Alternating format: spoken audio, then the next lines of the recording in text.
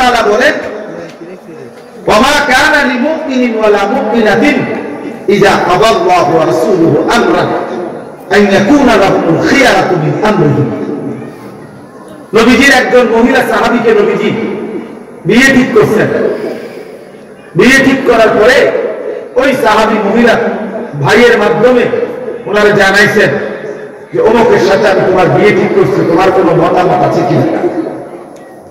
তখন ওই মহিলা শুধু এতটুকু উনি বলছেন, আমার বংশের চাইতে ওনার বংশ পুরুষ, আমার বংশ একটু ঊর্ধ্বে ওনার চাইতে। নবীজিকে বলেন বিষয়টা আরেকটু বিবেচনা করতে, এর দূর করছে, অস্বীকার করে নাই, শুধু একটু বিবেচনা করতে বলছে যে ইয়া রাসূলুল্লাহ আমার বংশ আর ওই ছেলের বংশের চাইতে আমার বংশ ঊর্ধ্বে। এই তখন কোরআনের এই আয়াত নাযিল হয়েছে।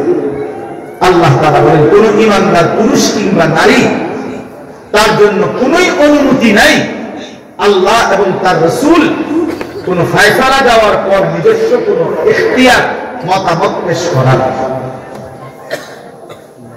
আন ইয়াকুনা লাহুমুল খিয়ারাতু মিন আমরিহিম, তাদের নিজস্ব কোন মতামত দেওয়ার কোন অধিকার নেই। ওয়া মান ইয়াসিল্লাহ ওয়া রাসূলাহু ফাকাদ দাল্লা দালালান মুবিনা।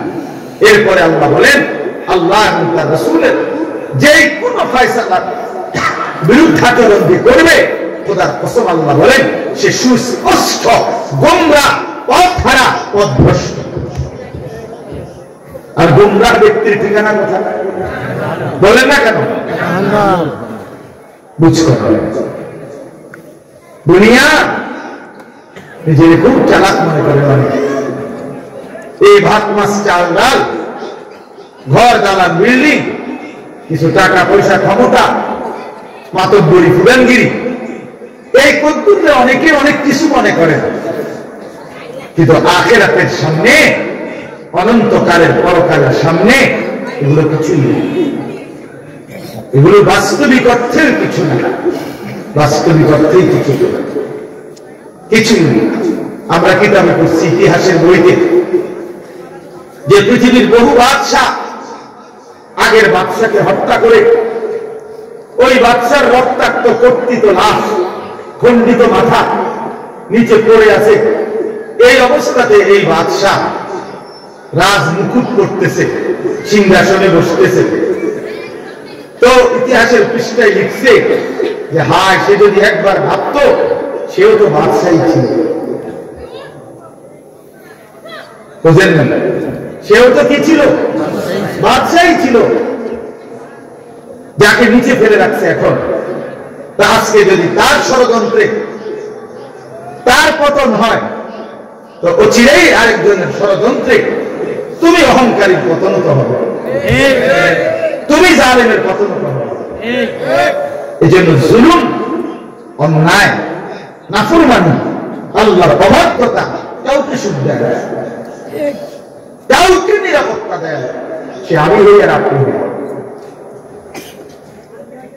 কাউকে না, কাউকে না বাবা, কাউকেই সুখ দেয় না, কাউকেই সুখ দেয় না, কাউকেই নিরাপত্তা দেয় না।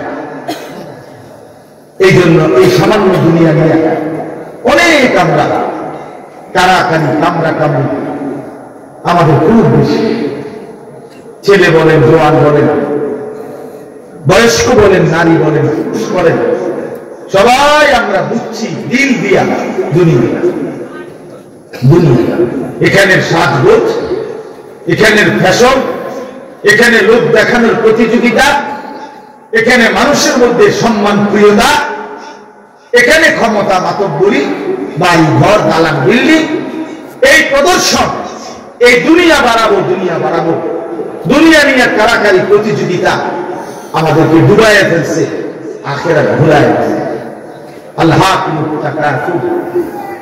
আল্লাহ তাআলা বলে বান্দা, দুনিয়া বাড়ানোর নেশা তোমাদেরকে আখিরাত ভুলায় দেবে।